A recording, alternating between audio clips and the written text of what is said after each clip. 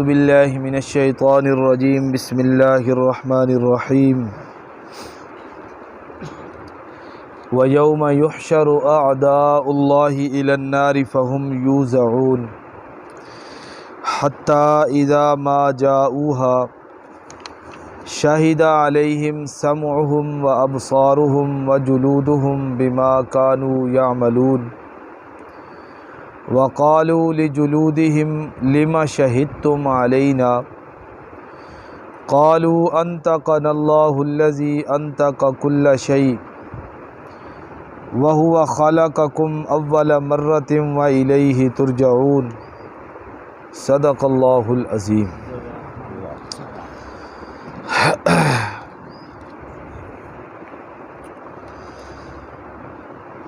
ہمیشہ عدل اور انصاف کا یہ تقاضا رہا ہے کہ کسی بھی مقدمے کی حقانیت اور سچائی کو جانچنے اور پرکھنے کے لیے گواہوں کو دیکھا جاتا ہے۔ کسی آدمی پہ دعویٰ کر دیا گیا، الزام لگا دیا گیا کسی بابت بھی، تو اس کو ثابت کرنے کے لیے گواہوں کی ضرورت ہوتی ہے۔ البینۃ علی المدعی والیمین علی من انکر، اللہ کے پاک پیغمبر کا ارشاد ہے۔ گواہ لازم ہے اس آدمی پر المدعی جو دعویٰ کرتا ہے، پھر گواہوں پر جرح بھی ہو جاتی ہے۔ گواہوں کی گواہی کبھی کبھی جھوٹی بھی ثابت ہو جاتی ہے۔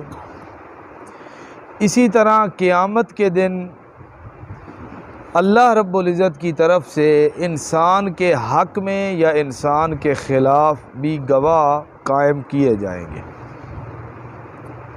انسان اللہ کی عدالت میں کھڑا ہوگا، اب اس کے ساتھ جو معاملہ ہونا ہے، کچھ چیزیں ایسی ہوں گی جو اس کے حق میں بولیں گی، کچھ ایسے گواہ بھی ہوں گے جو اس کے خلاف بولیں گے۔ حدیث میں آتا ہے، نبی علیہ السلام نے فرمایا، یہ انسان رمضان میں روزہ رکھتا ہے، دن کو روزہ ہے، رات کو قرآن مجید کی تلاوت ہے۔ اللہ کے پاک پیغمبر فرماتے ہیں یہ دونوں چیزیں قیامت کے دن بندے کے حق میں شفاعت کریں گی، سفارش کریں گی، گواہی دیں گے۔ روزہ کہے گا یا اللہ سارا دن میں نے اس کو کھانے پینے سے روکے رکھا۔ قرآن کہے گا یا اللہ میں نے اس کو رات کے آرام سے روکا رکھا، یہ میری تلاوت میں لگا رہا، میری تلاوت کی سماعت میں لگا رہا۔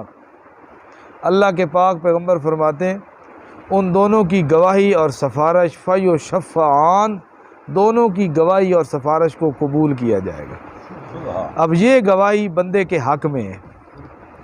حدیث مبارکہ میں آتا ہے، نبی علیہ السلام نے فرمایا القرآن حجت لک او علیک، قرآن قیامت کے دن حجت اور دلیل بنے گا، لک تیرے حق میں، او علیک یا تیرے خلاف۔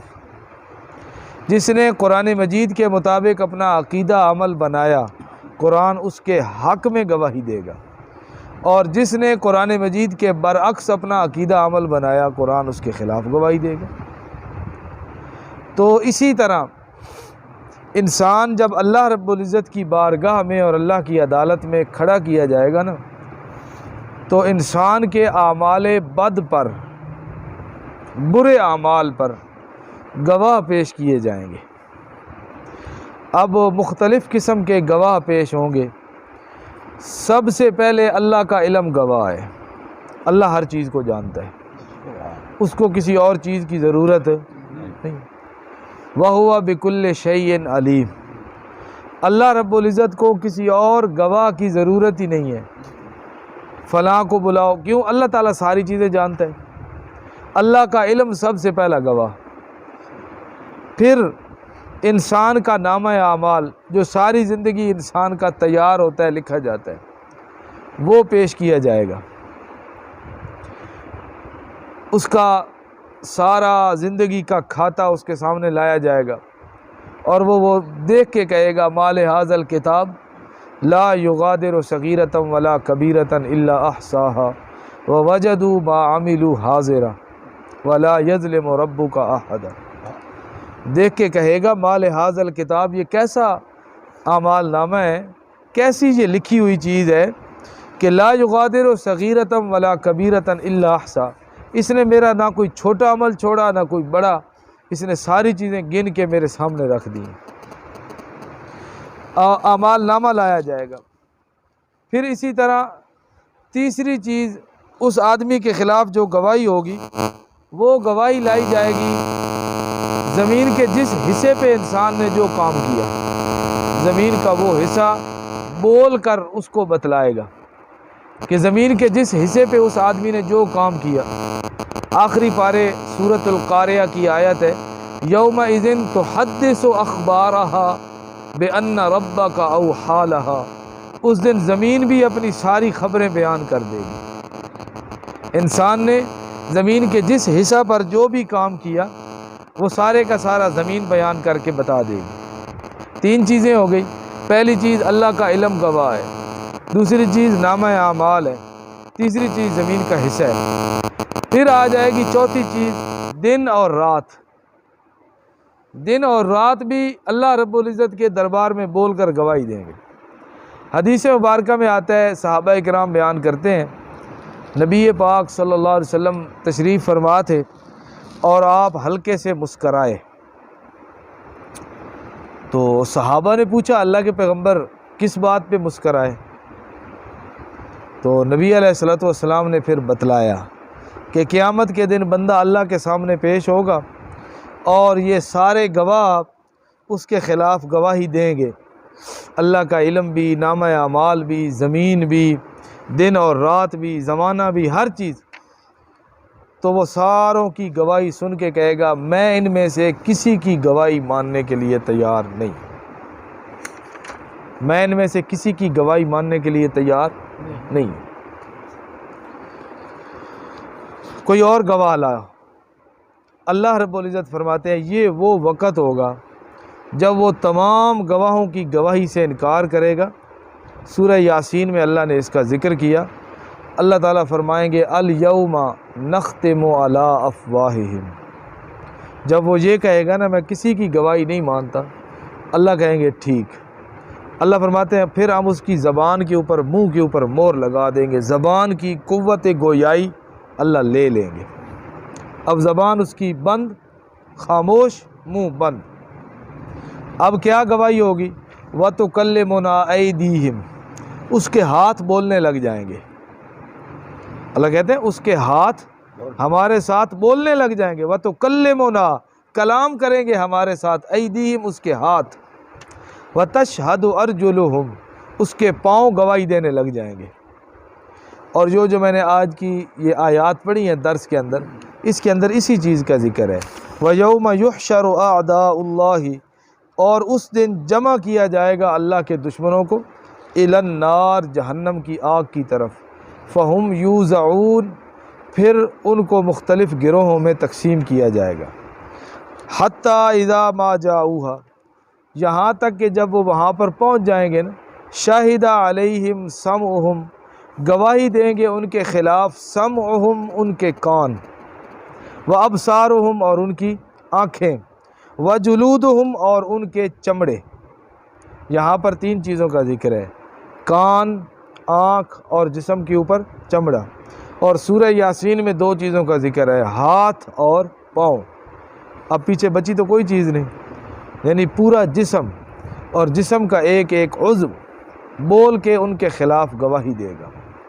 اب اس سے تو کوئی انکار نہیں کر سکتا نا، خود انسان کا ہاتھ، خود انسان کا کان، آنکھ، انسان کا جسم اور جسم کے اوپر چمڑا، یہ جب بول کے اس کے خلاف گواہی دے گا نا، قالو، اس وقت وہ دشمن کہیں گے اللہ کے، لجلودہم، اپنے ان چمڑوں کو، کیا کہیں گے؟ لما شہدتم علینا، اچھا یہ بتاؤ تم نے ہمارے خلاف گواہی کیوں دی ہے؟ اب یہاں سے انکار تو نہیں کر سکتے نا ان کی گواہی کا، پہلے تو سارے گواہوں کی گواہی کا اس نے انکار کیا، نہیں مانتا میں، لیکن اس کا انکار نہیں کر سکے گا۔ اب ان سے پوچھے گا انسان، بتاؤ تم میرے خلاف گواہ کیوں بنے؟ میں نے تو ساری زندگی تمہیں آرام اور تمہیں سکون دینے کے لیے یہ سارے کام کرتا رہا، اور آج ہو کہ تم ہی میرے خلاف گواہ بن گئے ہو، یہ کیوں کیا؟ اب انسان کے آزاد جواب دیں گے انسان کو، قالو کہیں گے انطقنا اللہ الذی انطق کل شیء، قوت گویائی دئی، بلایا اللہ نے، انطقنا اللہ، ہمیں بولنے پہ مجبور کیا اللہ نے، الذی انطق کل شیء، جس نے ہر چیز کو قوت گویائی دی ہے۔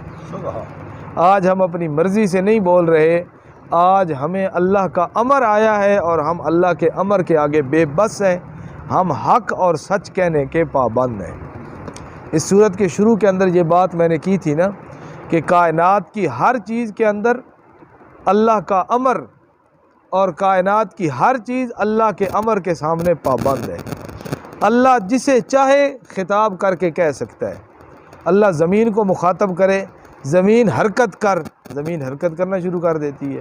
اللہ کہے زمین ٹھہر جا، زمین ٹھہر جاتی ہے۔ قرآن میں آتا نہیں وقیل یا ارض ابلعی ماءکی و یا سماء اقلعی، جب حضرت نوح علیہ السلام کی قوم پہ عذاب آیا تھا، اوپر سے بھی پانی برسا، نیچے سے بھی پانی نکلا، اللہ تعالیٰ نے جب عذاب مکمل ہو گیا نا، اللہ کہتے ہیں یا ارض، اللہ نے زمین کو خطاب کر کے کہ اے زمین اپنا پانی نگل لے، اور آسمان کو اللہ نے کہا اقلعی، تھم جا بس، اور پانی نہیں برسانا۔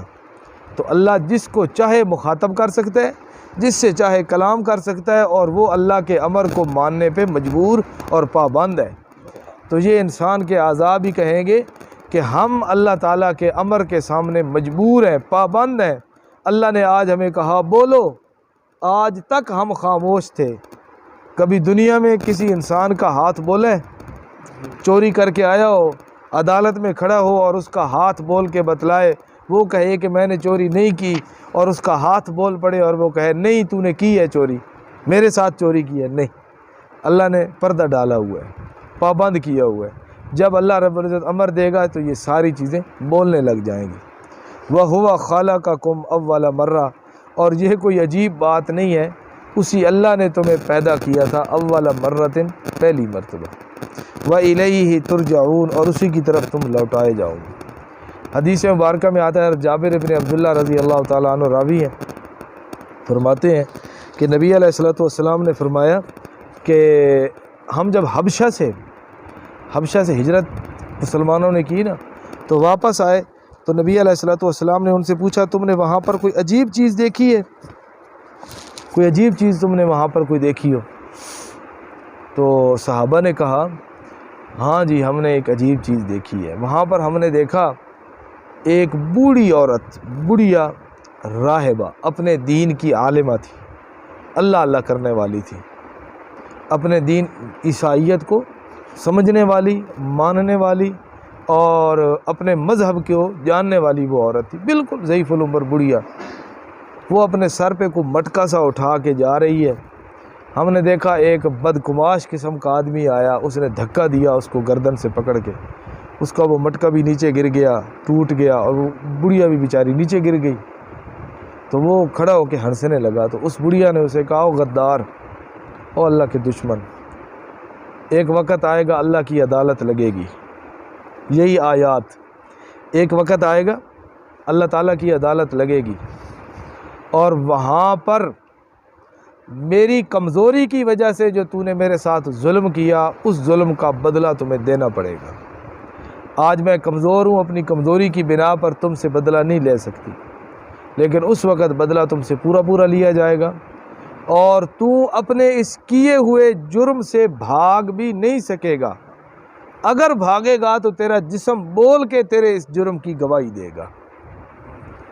تو یہ بھی انہی آیات کی طرف اشارہ ہے۔ اس بڑھیا چونکہ وہ اپنے دین کو سمجھنے والی تھی، عالمہ تھی، تو اسی بات کی طرف وہ بھی اشارہ کر رہی ہے کہ انسان دنیا میں بے شک جتنے مرضی پردوں کے اندر اپنے آپ کو چھپا لے، جتنا اپنے اوپر تقوی کا لبادہ اوڑھ لے، جتنا اپنے اوپر سفید پوشی کی چادر ڈال لے، لیکن اللہ رب العزت کے سامنے جب جانا ہے نا تو پھر ہر چیز وہاں پر نکھر کے اور کھل کے سامنے آ جائے گی۔